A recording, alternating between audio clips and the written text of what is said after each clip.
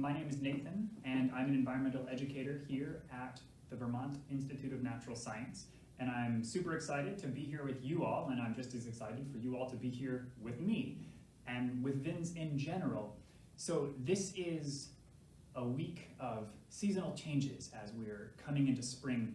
And so VINS's theme this week is, of course, seasonal changes. And this program is going to be all about the specific seasonal change of raptor migration, or bird migration in general, but focusing on some raptors that we can share with you on these perches here today. In case you don't know, VINS is a nonprofit nature center. We've been around since 1972, and ever since then, our mission has been to motivate individuals and communities to care for the environment. We do that through education, research, and avian wildlife rehabilitation. And if you're interested in learning all about the different facets of our mission, you can check out our website at www.vinsweb.org, or you can just peruse our Facebook page, which you're already on, or at least close to right now. And before we begin, I do want to kind of make a call out and point out that VINS is a nonprofit nature center, and our funds come solely from admission fees and private donations. And during this difficult time, it is impossible for us to get admission fees. So if you would consider making a donation to VINS or purchasing a gift card from our online nature store, or adopting a bird from our Adopt a Bird program, and all that money would go back into these birds, VINS as an organization, and helping everything run very smoothly. Now, without further ado, I think we can begin this topic of migration. Now, migration is something that we've all heard about. We know that birds migrate in south come wintertime, and they come back in the north. We know that lots of insects migrate. We know that plenty of mammals migrate, including humans. And they do it for a variety of reasons. But the primary reason is not to stay warm. It's not even to go to the beach, unless you're a human. The primary reason that at least birds migrate, and most animals, is because come wintertime, their food or some of their other resources disappear. So we're going to meet a couple of different raptors who that story happens to around here in Vermont. Both of these birds are actually pretty common in Vermont. One of them you've certainly met in these programs, these virtual programs, and both of them you've definitely met if you've been to VINS before in any of our programs. They're pretty popular birds among our team here. And we will start with probably the most magnificent migrant raptor in terms of numbers here in the northeastern United States. I'll walk off stage for about 30 seconds to a minute, and I'll come back with a bird to help me out. Oh, and while I'm at it, try to think about which is the bird who is most common, no, not the bird, the raptor who is most common in Vermont during the summertime. One of the most common raptors. Huge migrations by the thousands.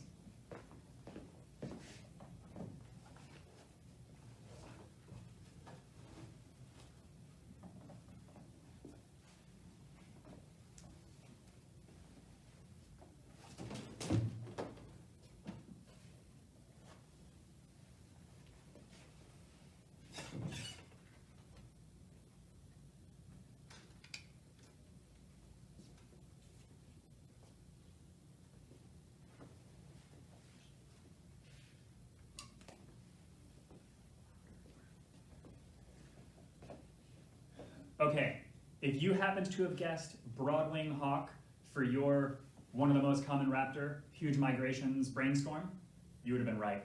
The broadwing hawk is Vermont's most common hawk species.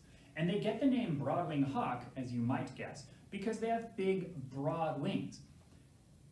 This bird, every fall, can be counted by the hundreds, and some days even by the thousands, as they migrate south on their way to Mexico or northern South America in order to continue surviving. Now, you might remember that the food is the primary reason that these birds leave. So what is it that a broadwing hawk likes to eat? Broadwing hawks love small creatures. So he's not going to eat a rabbit. No, too big. He's going to eat chipmunks. He's going to eat little bitty red squirrels, and even those are kind of on the big side. He's going to eat insects. He's going to eat frogs. He's going to eat small little snakes, lizards, little things that he can get his talons around. And a lot of these things, particularly insects, mice, lizards, frogs, they become inaccessible in the winter. Mice, they're around all winter, but they're digging around under the snow. The other creatures, insects, frogs, and snakes, and lizards, they disappear. They hibernate of some kind, or just go dormant in some other weird way. So broadwing hawks lose their food source entirely and are forced to go somewhere where the food persists. And for them, that's very far south. It takes them about 40 days, roughly, to get from up here in New England down to their Central American hiding spot.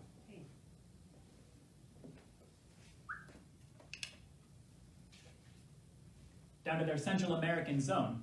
I said hiding spot, but that was kind of a joke. That's just where they go to find plenty more food.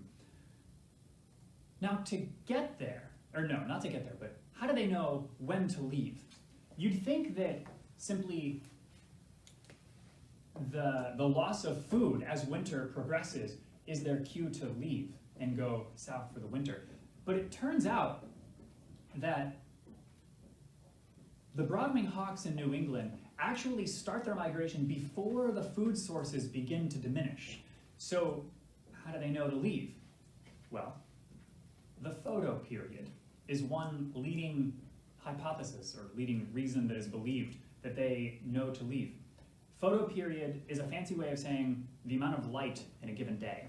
You know, as winter comes, the days get shorter and shorter and the nights get longer and longer. And there's a point that the broadwing hawks know, okay, there's this much light in a day, it's time to start going. And of course it also depends on various weather patterns and wind directions and strengths, and they all kind of independently get the idea to migrate at the same time.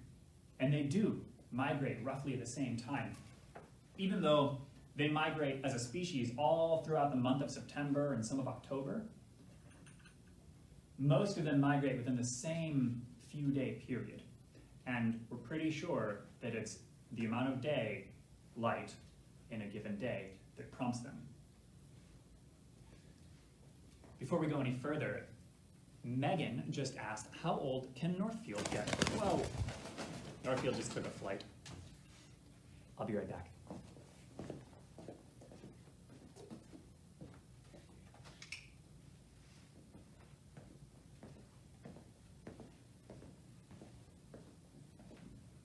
So Megan just asked, how old can Northfield get? And Northfield can live to be into his late teens for sure. Broadwing hawks in general can live to be into their late teens, maybe early 20s. Some lucky ones, maybe even a little older. Northfield himself is only about 4 years old, so he's got a long life ahead of him. And he actually came to us because he fell out of a tree. When he was a wee lad, just a marshmallow of a bird, didn't have any flight feathers, he fell out of a tree and he broke his shoulder when he hit the ground because he couldn't fly. So some humans found him up in Northfield, Vermont, and they brought him to us. And we did everything we could to fix his wing and give him the best life that he could possibly get back out there in the wild, but he never developed a great ability for flight. So he remains with us and generally does these programs on the daily, getting little tidbits of food, jumping from perch to perch, not flying very much, but jumping from perch to perch, and sometimes kicking various colorful blocks that we put out in front of him that he's been trained to kick. So that's Northfield's story, since somebody asked. Back to migration. So migration for the broadwing hawks, about 40 days from New England down to Mexico-ish. And Megan, I see that you asked that question just now, and yeah, that's the answer. Roughly 40 days from New England down to their migrating spot. They do face some challenges along that path. Primarily, the challenges are enough access to food, territorial disputes by other raptors who they're kind of invading the space of, exhaustion, and the real kicker, weather. Weather dictates the life of all birds every day, but during migration, weather is an even more potent force because they need certain wind, certain warmth, certain cold fronts to make sure that they get to where they're going on time. So they really do have some struggles. And the way that broadwing hawks get around some of these struggles is by being very lazy or very efficient flyers. The broadwing hawk has very broad wings, as we've already talked about. And it's those broad wings that give him the ability to soar for hundreds of miles on end at virtually no energy expense to himself. By stretching out his broad wings and his big fan-shaped tail, which I can't get him to do for you now, he can catch upward rising hot air that rises in circles, those are called thermals, and using that upward rising hot air, he gets higher and higher and higher and higher and higher, flying in circles. So many of you have probably seen birds flying in big circles and maybe even heard the broadwing hawk give a very loud whistling sound, which sounds kind of like, I don't know if you can hear that, but it's much louder from a broadwing hawk. Anyway, they're rising in circles, using their broad wings and tail to get a free ride from the air, and then they get to the top of this thermal, and then they leave it, and they glide southward until they find another thermal. And then they do the same thing, and then they glide southward and do the same thing. They do this the entire way, almost. Very little flapping, unless it's a cold day, unless there's no sun and they're really losing ground. Then they might flap, but for the most part, they have relatively flapless migrations. And they are allowed to do this because of their body shape. Their body shape, which is called the buteo shape, B-U-T-E-O, is shared by broadwing hawks, red-tailed hawks, bald eagles, turkey vultures. Just big broad wings and a broad-shaped tail give these creatures the ability to fly long distances at virtually no energy expenditure.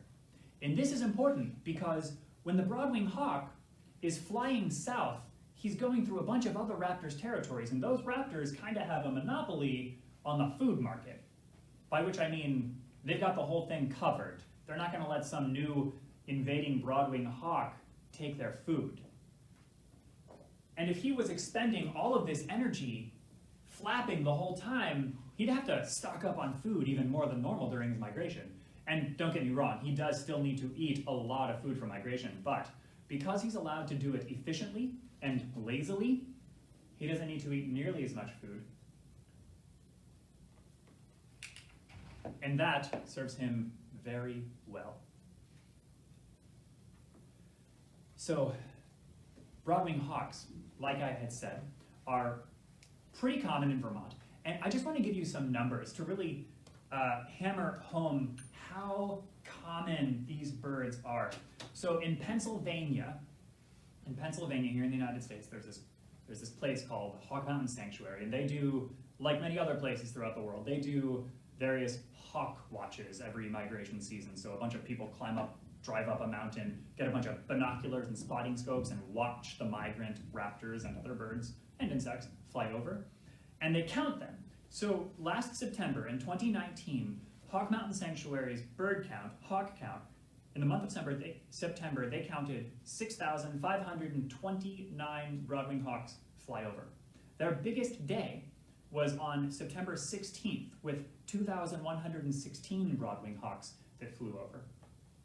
So that's up here in the northeastern part of the country. But what happens as you get farther south? As you get farther south, all the broadwing hawks from Vermont, from Wisconsin, even some of those like lowly populations that might exist in very western Canada or something, those birds start to funnel in. And by the time you get to Mexico, where many birds are migrating through, you get to this other place called Veracruz. And Veracruz has their own couple of hawk watch sites. And here are some numbers from Veracruz. That same month of September in Veracruz saw 391,608 broadwing hawks. Their biggest day saw 110,795 broadwing hawks. And that was on September 27th. So about 11 days after our biggest day here in the Northeast.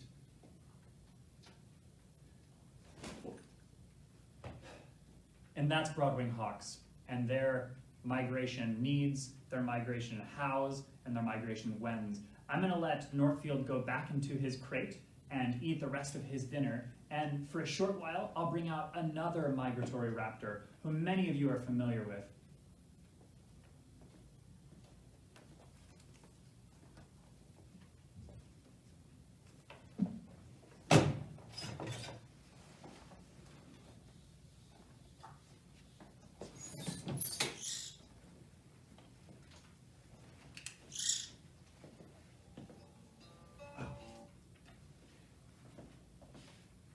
This is an American kestrel.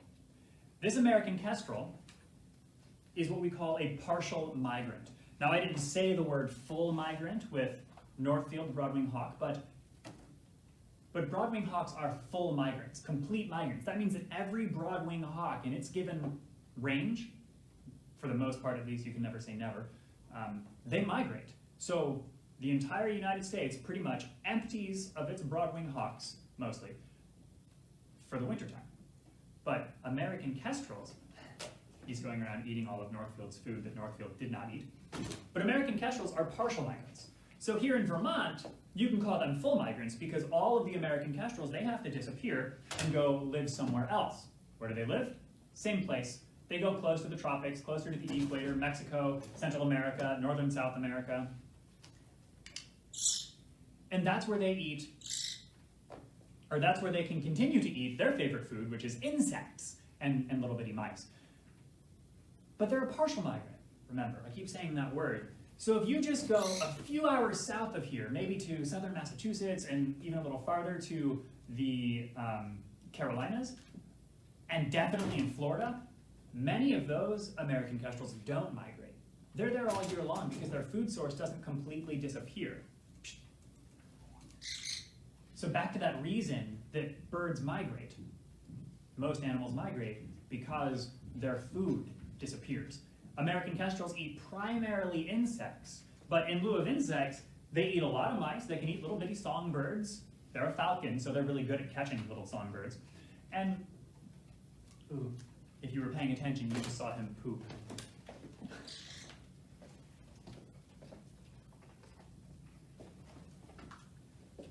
And so their food source doesn't completely disappear. They're not reliant on ectotherms, otherwise known as cold-blooded creatures, like reptiles and amphibians, in the same way that the broad-winged hawk is. So they eat other things that kind of stick around in the farther south regions. And I'll be right back.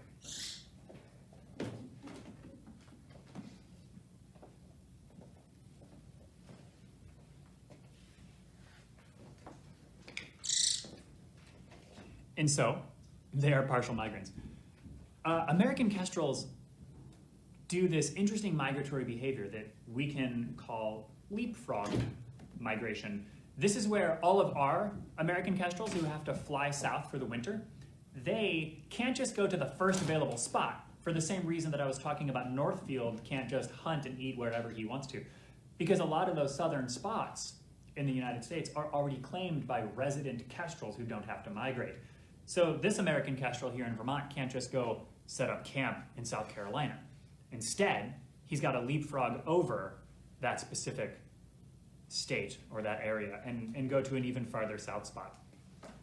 And for American kestrels, they're not using the same migratory strategy that broad-winged hawks are using.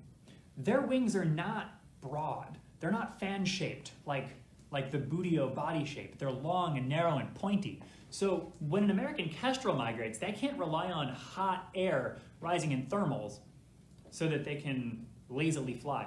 Instead, they rely on wind. Wind hitting the side of a mountain. We call this a different type of lift. So the broad-winged hawk relies on thermal lift. The falcons, the American kestrels, they rely on orographic lift.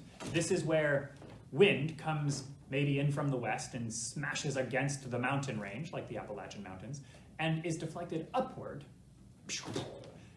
That upward lift from the air, from the wind, That's what the American Kestrels are using, and many of the falcons are using to get through their migration. So they're kind of lazy about it too, but they flap way more frequently than a booty-o-shaped bird does.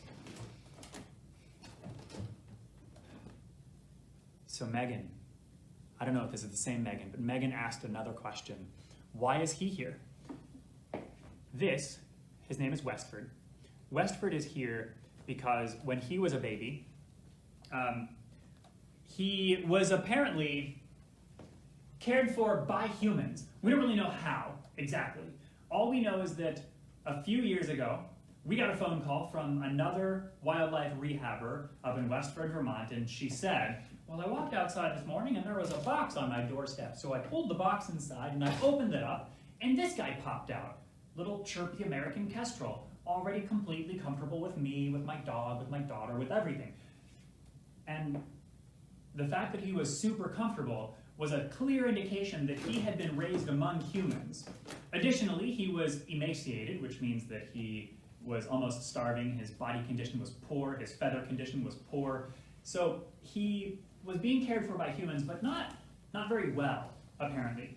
This human, perhaps, we don't know who it was, had decided that they were kind of in over their head, and instead of continuing to care for this bird, decided to drop him off with someone who could care for this bird. And that was that wildlife rehabber. And she did. And then she eventually, once Westford was full and healthy, she called us and asked if we wanted to add him to our educational programs. So why can't he be released? He's actually completely healthy physically. He can fly, as you might have seen him fly off stage a moment ago. He can fly, and he can get around all that he needs. But the problem is that he doesn't see himself as an American Kestrel so much. He sees himself as a human. So it's actually kind of funny. It's very subtle. You can't see it if you don't know what you're looking for. But he's standing real strange right now. He's tall, extra tall, and his pantaloons, that's not a scientific term, but his fluffy legs are really showing. And this is like preliminary courtship posture. Courtship. Because he's courting me, he's courting any human who might possibly be around. He thinks he's a human, and he's trying to court the other humans, because right now, American Kestrels have started migrating back into Vermont, and he, among them, although he never left, is starting to get into breeding mode. And he too is in breeding mode, but he is an imprinted American Kestrel, imprinted on humans, which very roughly speaking means that he thinks that he's a human, not an American Kestrel. This can be dangerous out there in the wild because he might seek humans for a mate. He might leave his tree, go and land on a human's head, do a little dance, scratch around, dip a bunch, and then scare the human, which would maybe hurt him or hurt the human. So it's unsafe for him to be out in the wild. So he stays with humans, which is kind of his preference anyway. And it's worth pointing out, before I move on, that this person who was caring for him and realized they were in over their head, I don't know if they knew this or not, but it is actually illegal for any normal human in the United States to care for an American Kestrel, or really any bird that's native to the United States, unless it's exempt for some reason or another, but most of them are not, because of the Migratory Bird Treaty Act, which was passed a very long time ago, and it basically protects any bird and its parts, including its eggs, that exist in the United States natively. And that means that you're not allowed, as a normal human, to care for an American Kestrel, to care for an American robin, much more common bird, because they're protected. And those protections go a long way in helping keep these birds' wild populations totally safe. However, VINs and other wildlife rehabbers and some educators throughout the country and falconers, they would have a variety of permits to help, or not to help, but that allow them to care for these birds in a variety of capacities. All right, now, Kathy has asked, how old is Westford? Westford is about the same age as Northfield, we're pretty sure. We're pretty sure that when he came into captivity, he was, at that point, maybe a year, maybe 2 years old. and by in captivity I mean here at Vin's. So we think that he's no more than 5 for sure, but at least 3 to 5 years old. And he can live to be into his mid-teens if he's pretty lucky. That's about the lifespan of an American Kestrel.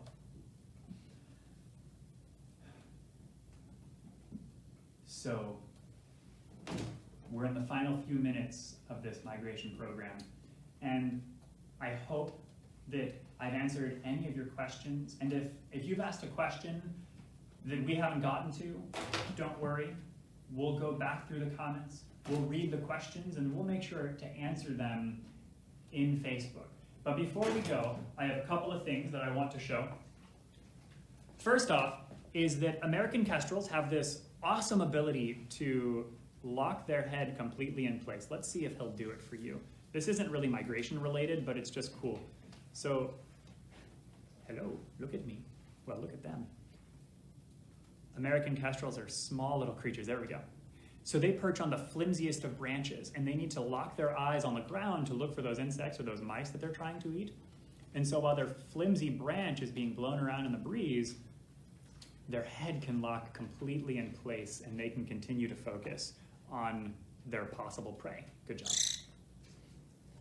He focused on his prey.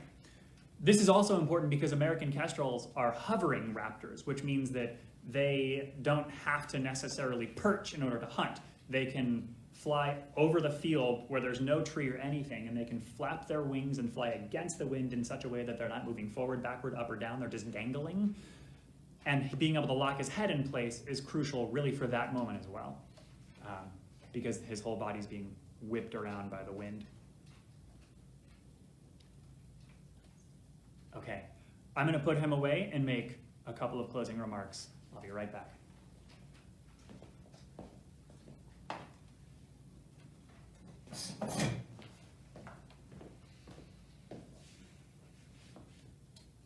So these two birds are migrants. The broad-winged hawk is a full migrant.